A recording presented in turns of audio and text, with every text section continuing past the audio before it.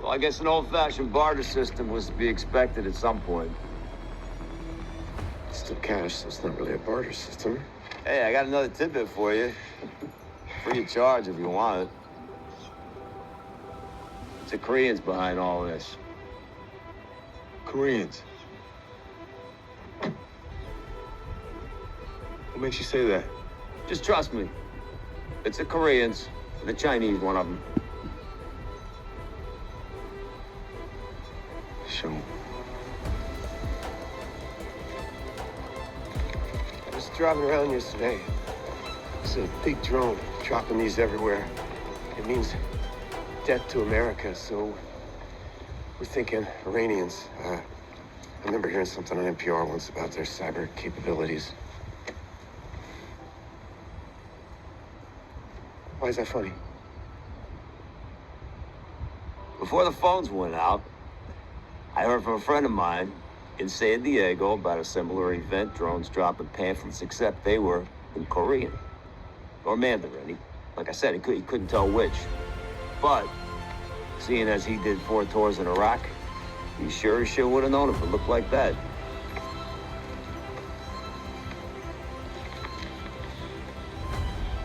We made a lot of enemies around the world. Maybe all this means is a few of them teamed up. You know what? This administration has the American people fooled in such a way. Yeah. We've been looking at the news and we've been saying, you know what? This is a gimmick. This is propaganda. This is something they want you to believe is real, but is actually not real. President Donald Trump has been negotiating with himself, okay?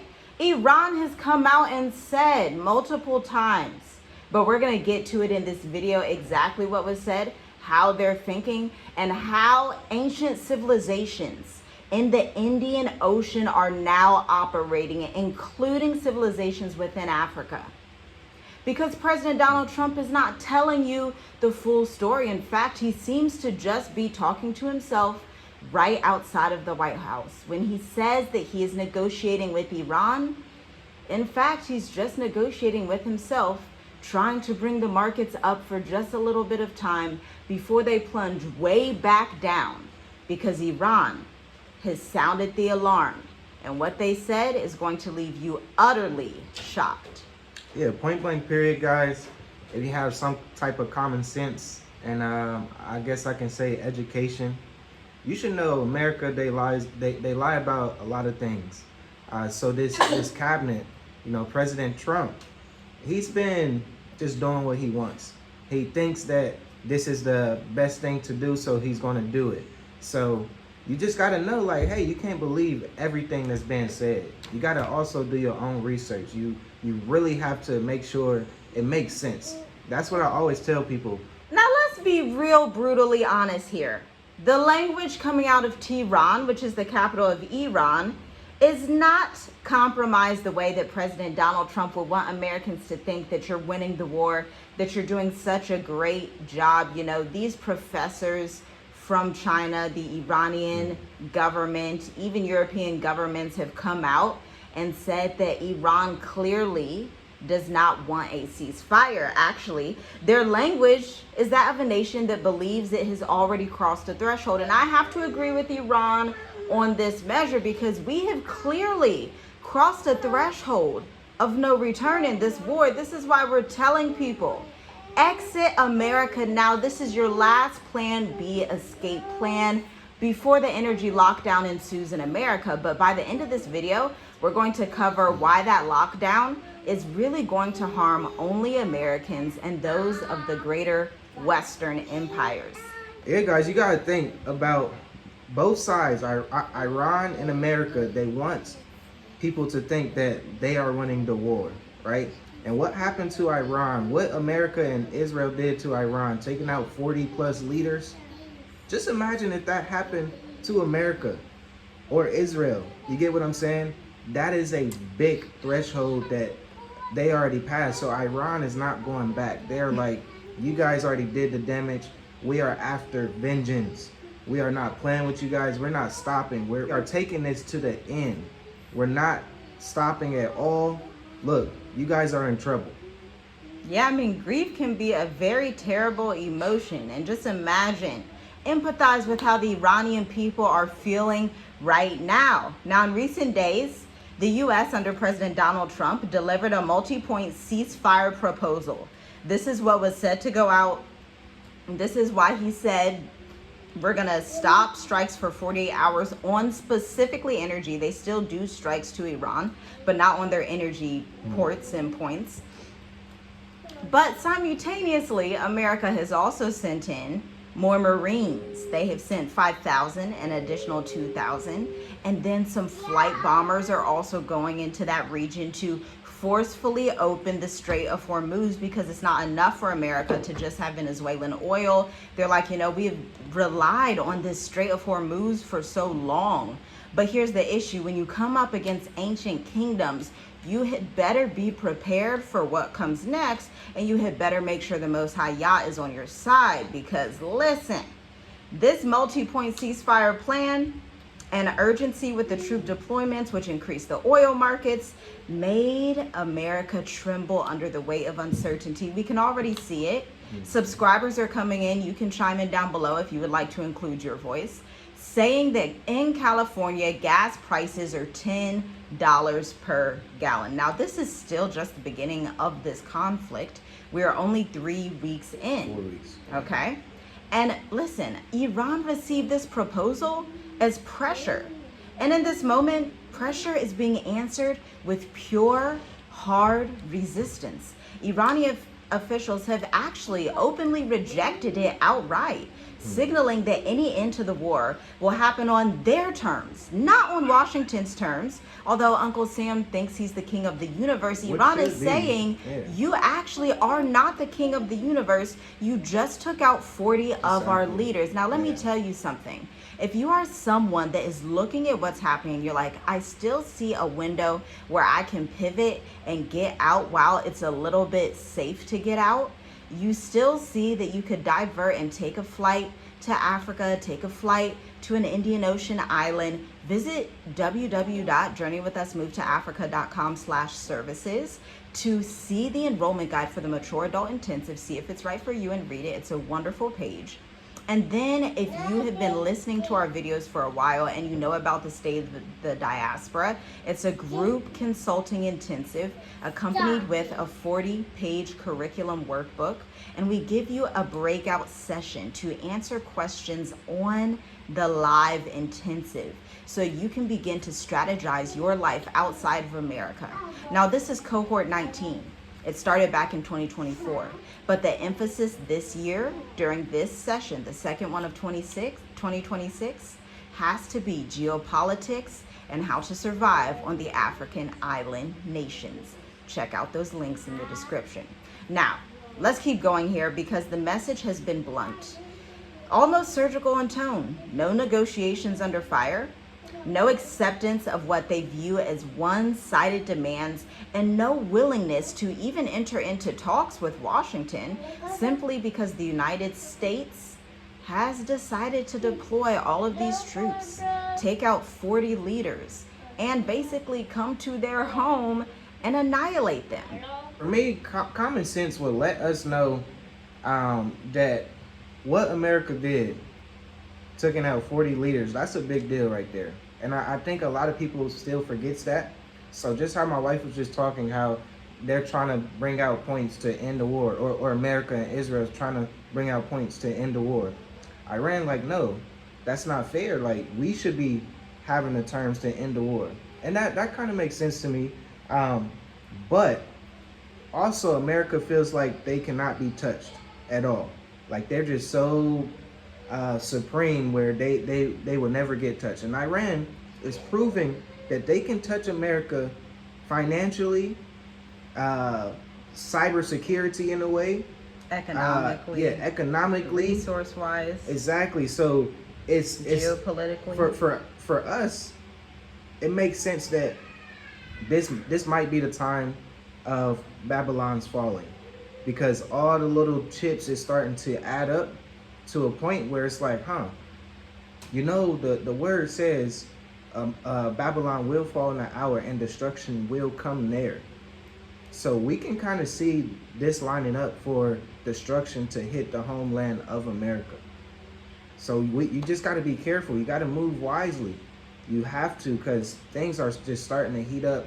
As Donald Trump just keeps lying to people and people starting to expose the lies, it's like, these other nations are starting to see it too. So it's going to be a big divide that's happening right now.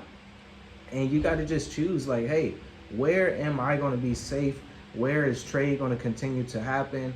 What countries are going to be a Goshen in a way for this time? If you were wondering, what exactly is it that Iran even wants? Well, we are happy to break it down for you. Hit the like button, share with 20 people who need to understand this war and need to understand the reality of how people view Americans, okay?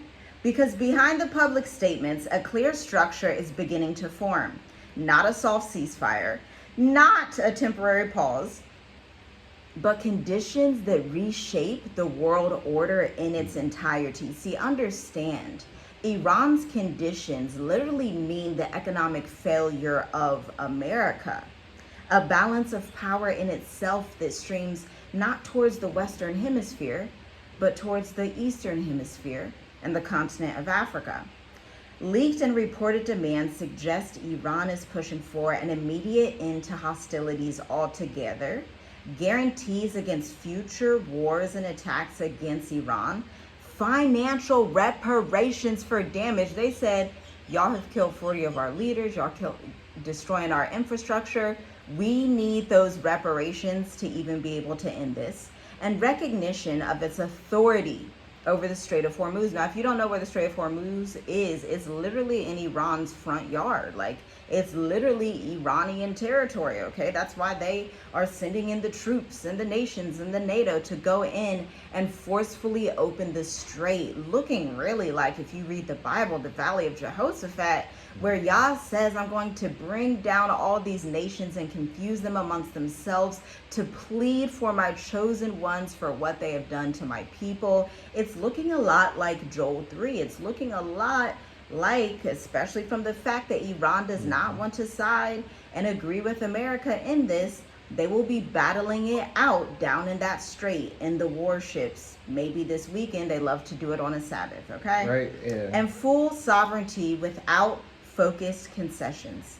But understand that these are not really small tasks. These are terms of reordering, not simply ending a conflict. And that is why the gap between both sides, the United States and Iran, is so wide. Because while the United States is offering a structured ceasefire, Iran is negotiating for positioning, leverage, and long-term stability. And this is where the map literally changes. Because while headlines fixate on missiles, negotiations, deadlines, there is a deeper layer that most people are watching. The geography beneath this conflict is so interesting. You know, we love researching history. We homeschool our kids, and so we were actually going over some of the ancient trade lines and trade routes that are across the Indian Ocean. Now, we had spent a great deal of time in Tanzania on the Swahili coast, visited Kenya and Zambia, and I'm here to tell you that it looks like the ancient civilizations from those time periods are starting to arise. Yeah, that's interesting. Yeah, but comment below and let us know, do you believe America will accept these terms from Iran? Yes or no? I would say no. But it's interesting how you brought that up of just the ancient trade routes. And if you don't know how the ocean flows, it literally flows so simple where it goes down from the Swahili coast, comes around, goes to Australia, comes back up to China, Japan, to India, and things like that, all year round. So there's certain times in, like, it's like a season in a way. Like, you have to understand, like, the ocean current pulls, and it's just so much easier to trade like that. So once you try to go against that, it's probably going to be a problem. So that's why we say the Indian Ocean is very important, because that current, like when we did the research behind it, that kind of made sense. And see how this is probably the easiest ocean to trade with, because all the countries line up perfectly with the current that pulls and just makes a big circle. Because listen, somebody left a comment yesterday, and it was such a good comment. It was sarcastic. It was like, wow, I wonder what the rest of the world did before America and the petrodollar and the oil system, because Americans have this sickness of thinking that America was the beginning of the world and the end of the world. But that news flash is coming. America is just a blimp in time, literally just a little speck in the Most High's timeline that is passing away just as quickly as it came. It is now becoming one of those fallen empires, as evident by Denmark's letter yesterday. If you didn't watch that video, you need to go watch it. But listen, long before modern banks, before passports, before the illusion of global stability wrapped itself in glass towers and digital dashboards, there is a system already humming, quiet, predictable, profoundly resilient. And it did not rely on governments. Like you said, it relied on the wind. This is a system that's older than empires. Between East Africa, the Arabian Peninsula, South Asia, a trade network formed historians now call the Indian Ocean Trade Network, which is one of the reasons that we live in and on this network. It's one of the best networks that you can live on in the end times.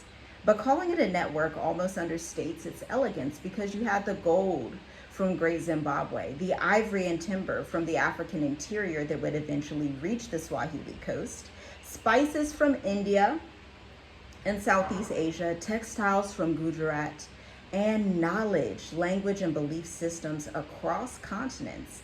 And it did so with one of the most dependable forces on Earth, the monsoon wind system. Now here's the thing, the monsoon wind system operates like a divine matrimony. Summer winds blow ships towards Africa. Winter winds carry them back to Arabia and India. No fuel, no engines, no dependency on fragile supply chains. What's everybody going to do? Well, they're going to go back to the ancient ways. Just rhythm, timing, and trust in a system that has never missed a season. Now, the Swahili coast is Africa's secret quiet power corridor, if you're unaware. Along the eastern edge of Africa relies a chain of city-states like beads on a string, of which we have actually visited 2 out of 3 of these places. Kilwa Kisiwani in Tanzania was a huge trade hub. Zanzibar, Mombasa, Kenya. These were not colonies, they were commercial sovereignties. Each port functioned as a marketplace, a cultural exchange hub, and a financial checkpoint. Merchants from Persia, India, Saudi Arabia don't just go through and view the cities. They actually came through and traded with the people. They integrated into them, quite literally. This is where you get Swahili culture itself, which is a fusion between African Bantu roots, Arabic linguistic influence, and Indian Ocean commercial intelligence. Now, this wasn't the globalization that we know today in modern times, but this was mutual dependence without domination by just one country. This is what fair trade looks like in the ancient times. And so when people say, well, what's Africa going to do? What's the Indian Ocean, the islands going to do? Well, they're just going to go back and be the same humans they have been for hundreds and thousands and thousands and thousands of years that are able to trade on the coast, fish, build boats, ride across the ocean, drink coconut water, live in paradise, while the failure of America happens full speed ahead. Before we end this video, let's talk about why this still matters today. This is the survival layer that we are going to break down in the state of the diaspora. Now step out of history for a moment and look at the present. In a world where supply chains snap overnight, banking systems freeze with policy shifts, and airspaces close with geopolitical tension, the same region anchored by the Indian Ocean quietly retains its advantage. No matter what's going on in Europe, no matter what's going on in America, Canada, Mexico, or any of those Western civilizations. Because number one, you have the geographic buffer zone. The Indian Ocean region sits outside many primary conflict corridors. It is not the epicenter. People don't understand how big Earth is. Earth is a very, very huge planet. The way that you study maps in America is not factual, is not actually accurate to how big the continent is, how big the Indian Ocean is, even how big some of these islands in the Indian Ocean are. Number two, self-sustaining trade logic. The ancient model still whispers underneath modern trade. Sea routes on this side of the world are still open because Iran actually came out and said, this is why you should watch some Iranian news media. The Strait of Hormuz is literally open to the entire world except America and Israel. That's what's being stated. So people, China's still trading through, India's trading through, South Africa, if they are going through the Strait of the Hormuz, they are still trading through the strait as well, okay? Regional trade